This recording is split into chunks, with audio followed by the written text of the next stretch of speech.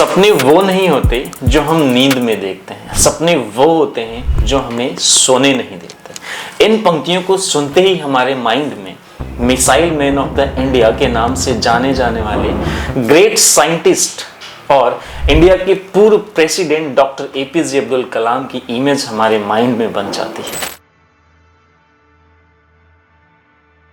दोस्तों, जैसा कि हम सब जानते हैं कि भारत एक महापुरुषों की भूमि है। भारत ने कई ऐसे लीडर्स, साइंटिस्ट और म्यूजिशियन, मैथमेटिशियन, अलग अलग फील्ड के विशेषज्ञों को जन्म दिया है, जिनकी गिनती आज वर्ल्ड की ग्रेटेस्ट पर्सनालिटीज में की जाती है। उन्हीं ग्रेटेस्ट पर्सनालिटी में से डॉक्टर एपीजे अब्दुल कलाम एक है, क्योंकि डॉक्टर एपीजे अब्दुल कलाम सिर्फ बच्चों के ही चहीते नहीं बल्कि ओल्डर जनरेशन के भी चहीते हैं। डॉक्टर एपीजे अब्दुल कलाम को लोग आज भी रिस्पेक्ट और प्राइड के साथ याद करते हैं। डॉक्टर एपीजे अब्दुल कलाम सिर्फ साइंटिस्ट और लीडर ही नहीं बल्कि इंडियन वैल्यू सिस्टम के ट्रू रिप्रेजेंटेटिव भी थे, और वो अपनी हर रिस्पॉन्सिबिलिटी और ड्यूटी को बहुत ही ईमानदारी के साथ निभाया करते थे। वो अपने आप से भी पहले भारत देश को रखते थे। इंडिया को ग्लोबल पावर बनाना उनके सपनों में से एक सबसे बड़ा सपना था। इसको पूरा करने के लिए उन्होंने अपनी पूरी जिंदगी लगा दी।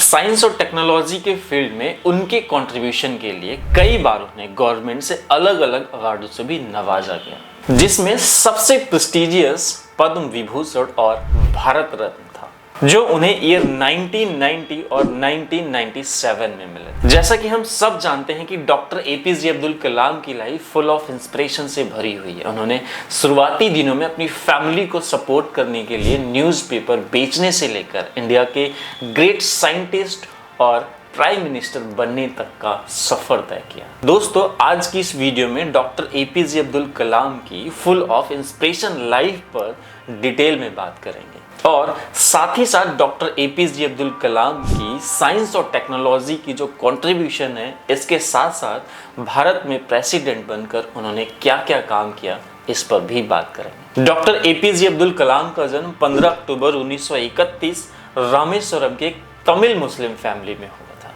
उनका पूरा नाम अबुल पाकिर जैनुलाब्दीन अब्दुल कलाम था। उनके पिता जैनुलाब्दीन एक बोट ऑनर के साथ साथ एक लोकल मस्जिद के इमाम भी थे, और उनकी मां आशा एक हाउसवाइफ थी।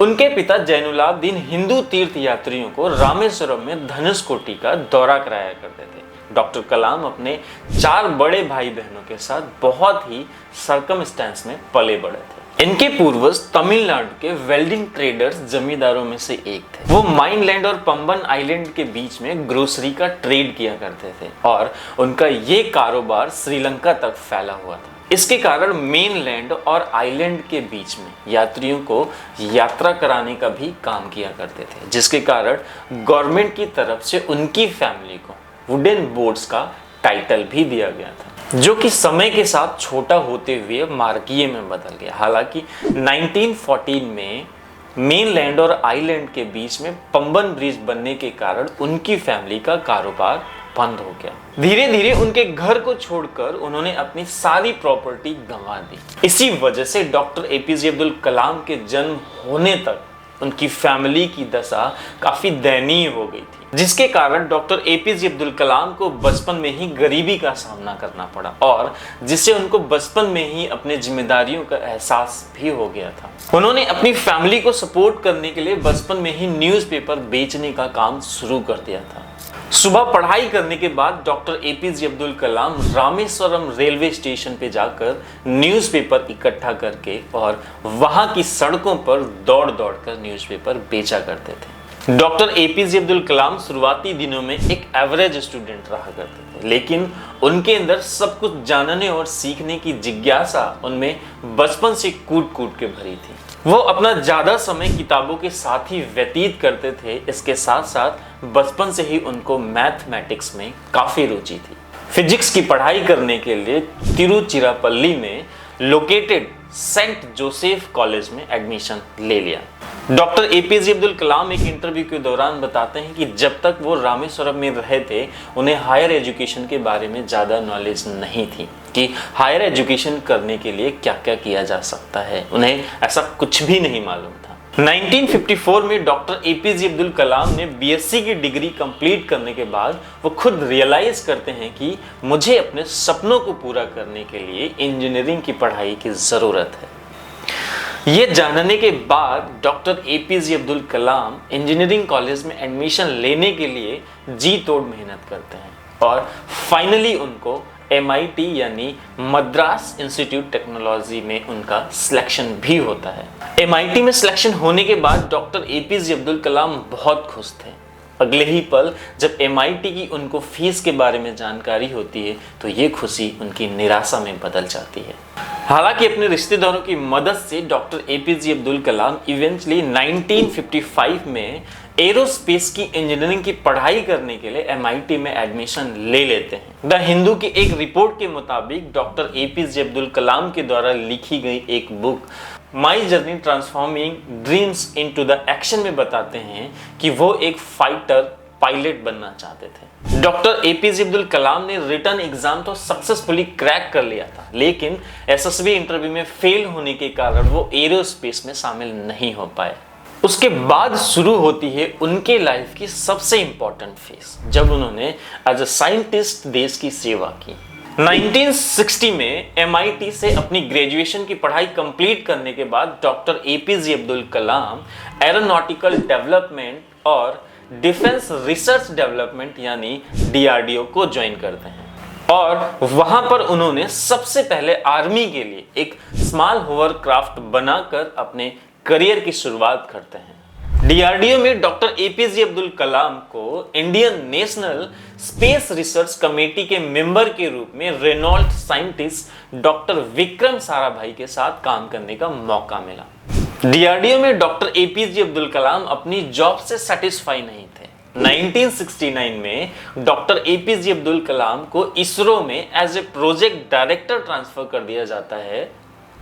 वहां जाकर इंडिया के फर्स्ट सैटेलाइट लॉन्च व्हीकल यानी SLV-3 के ऊपर उन्होंने काम शुरू किया था।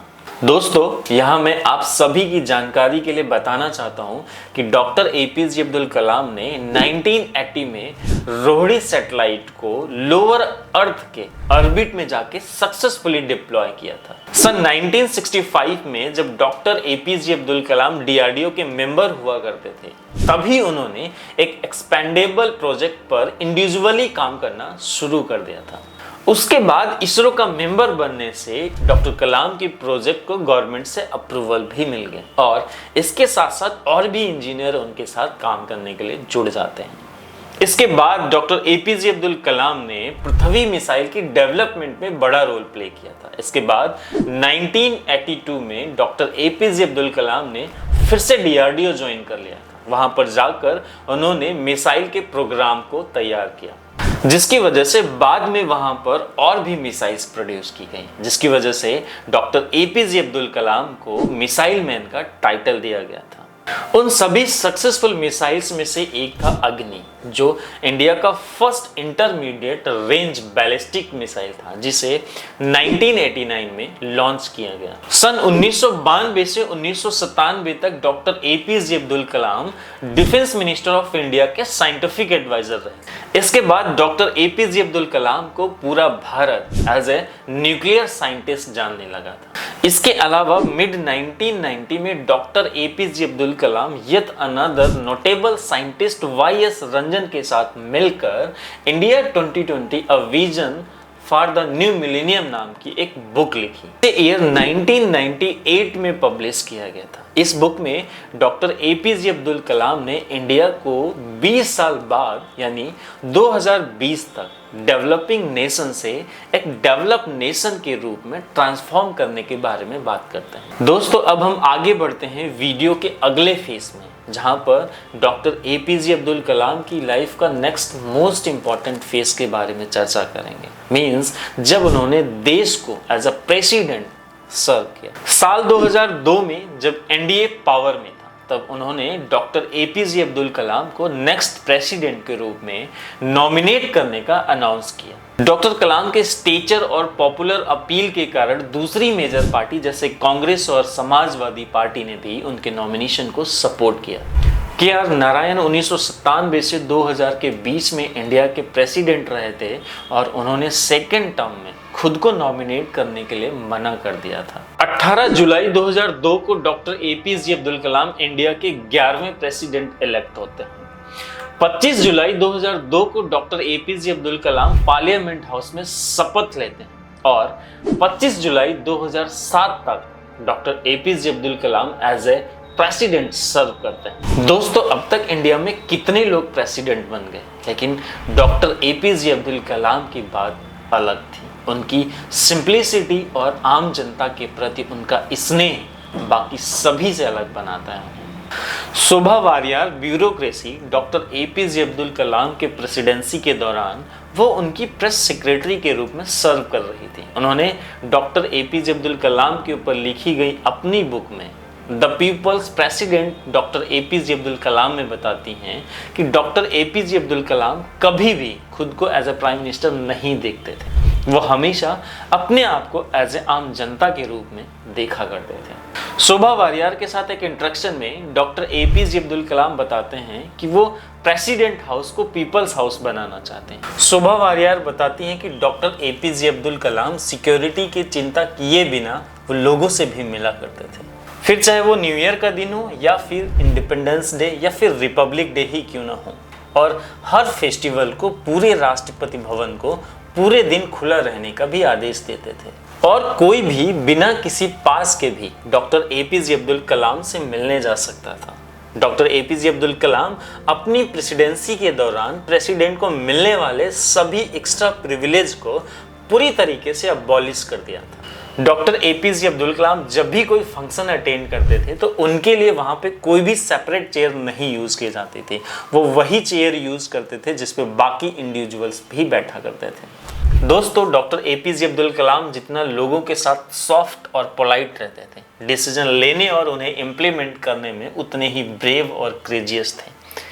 फिर चाहे वो डिसीजन कितना टफ, सेंसिटिव और कंट्रोवर्शियल ही क्यों ना हो।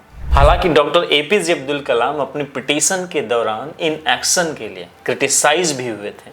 इसके अलावा 2005 में बिहार में प्रेसिडेंट रूल इम्पोज करने के बाद भी डॉक्टर APJ अब्दुल कलाम काफ़ी दिनों तक कंट्रोवर्सी में रहे थे, लेकिन फिर भी आज लोग उन्हें फ्रेंडली पीपल्स प्रेसिडेंट के रूप में याद करते हैं। 2007 में उनका कार्यकाल खत्म होने के बाद डॉक्टर APJ अब्दुल कलाम ने एक बार फिर से प्रेसिडेंट बनने की चाहत जताई, लेकिन इसके बाद उन्होंने अपना तुरंत डिसीजन चेंज कर लिया कि उन्हें प्रेसिडेंशियल इलेक्शन में नॉमिनेट नहीं होना। प्रेसिडेंट ऑफिस को लीव करने के बाद डॉक्टर APJ अब्दुल कलाम ने एक बार फिर से साइंस और टेक्नोलॉजी को यूज़ करके इंडिया को ट्रांसफॉर्म करने के मिशन में फिर से जुड़ गए। इससे पहले उन्होंने एज ए लेक्चरर कई यूनिवर्सिटीज़ में भी सर्व किया था। 27 जुलाई 2015 को डॉक्टर APJ अब्दुल कलाम IIM के शिलोंग में एक लेक्चर देने के पर्पज से गए थे। उन्हें लेक्चर के बीच में एक कार्डियक अटैक आता है और उनकी डेथ हो जाती है। 30 जुलाई 2015 को डॉक्टर APJ अब्दुल कलाम का अंतिम संस्कार उनके बर्थ प्लेस रामेश्वरम में किया गया था, जहां पे PM नरेंद्र मोदी, तमिलनाडु के गवर्नर, आंध्र प्रदेश के चीफ मिनिस्टर भी शामिल थे। इसके साथ साथ 3.5 लाख लोगों से भी ज़्यादा क्राउड था। डॉक्टर APJ अब्दुल कलाम की सडन डेथ ने पूरे भारत को सदमा पहुंचाया था। उनके ऑनर में गवर्नमेंट ऑफ इंडिया ने 7 दिनों के लिए मॉर्निंग भी डिक्लेयर की थी। डॉक्टर कलाम की डेथ पूरे भारत के लिए एक बहुत बड़ा लॉस थी। हम सबको वो एक अपनी इंस्पिरेशन कहानी देके गए। दोस्तों, हम सब डॉक्टर APJ अब्दुल कलाम की बर्थ एनिवर्सरी को याद करने के लिए हर साल 15 अक्टूबर को वर्ल्ड स्टूडेंट डे के रूप में सेलिब्रेट करते हैं, क्योंकि डॉक्टर APJ अब्दुल कलाम को बच्चों से बहुत खास लगाव था। वो एक ग्रेट साइंटिस्ट, लीडर और राइटर होने के साथ साथ वो एक बहुत अच्छे टीचर भी थे। उन्होंने एक इंटरव्यू के दौरान कहा था कि यदि लोग उन्हें एक अच्छे टीचर के रूप में याद करेंगे तो वो उनके लिए सबसे बड़ा सम्मान होगा। उनके अकॉर्डिंग टीचर सबसे नोबेल प्रोफेशन और सबसे रिस्पॉन्सिबिलिटी वाला प्रोफेशन होता है। क्योंकि उनका मानना था कि टीचर किसी भी कंट्री के बैकबोन होते हैं, उन्हीं के हाथ में देश का फ्यूचर होता है, क्योंकि बच्चे सबसे पहले स्कूल से ही सीखना स्टार्ट करते हैं और टीचर की रिस्पॉन्सिबिलिटी होती है कि क्लासरूम में एक ऐसा एटमॉस्फेयर क्रिएट करे कि क्लासरूम में हर एक बच्चा, चाहे वो स्टडी में वीक ही क्यों ना हो, लेकिन वो लर्निंग इंस्टिंक्ट डेवलप कर पाए और इंडिया के वैल्यू सिस्टम को भी समझ पाए। डॉक्टर एपीजे अब्दुल कलाम ने एजुकेशन को प्रमोट करने के लिए बहुत बड़ा रोल प्ले किया था। दोस्तों, ये थी एक ऑर्डिनरी दिखने वाले एक्स्ट्रा ऑर्डिनरी इंसान की कहानी। उनकी कहानी से हमें ये सीखने को मिलता है कि लाइफ में बिना हार माने हमेशा हमें आगे बढ़ते रहना चाहिए। Thank you.